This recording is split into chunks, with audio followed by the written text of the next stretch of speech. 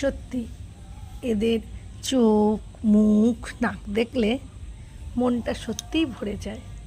আমি ফোনে দেখেছি, ফোন খুললেই দেখতে পাই যে অনেক লোক কুকুর পুষে, কিন্তু তাদেরকে ভালোবাসে না, রোদে বেঁধে রাখে, কেউ বা মারধর করে, কেউ বা সারাদিন খেতেই দেয় না, কত অত্যাচার করে।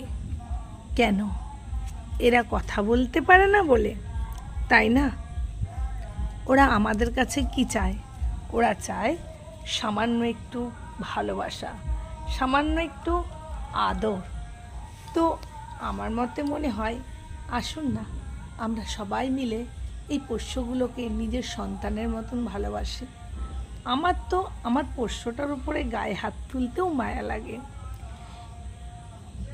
ওরা শুধু ভালোবাসা চায়।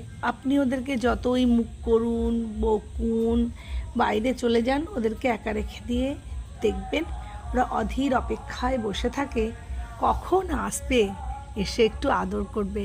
আর যখন আপনি বাড়ি ফিরে আসবেন, ওরা রাগ ফুলে যে আপনার গায়ের উপরে ঝাঁপিয়ে উঠবে, লেজ নেড়ে গা চেটে ভিজিয়ে দেবে, আদর করবে। হ্যাঁ, তাই কুকুরদের উপরে কখনো অত্যাচার করা উচিত নয়। দেখো কত সুন্দর, আমি ছাদে আসতে বলেছি বলে ছাদে এসেছে, দেখো ঠান্ডা বাতাসে বসে আছে। যারা কুকুরদের উপর এইভাবে অত্যাচার করে তাদের মানুষ বলে মনেই হয় না, তারা জানোয়ারের সমান, তাই না?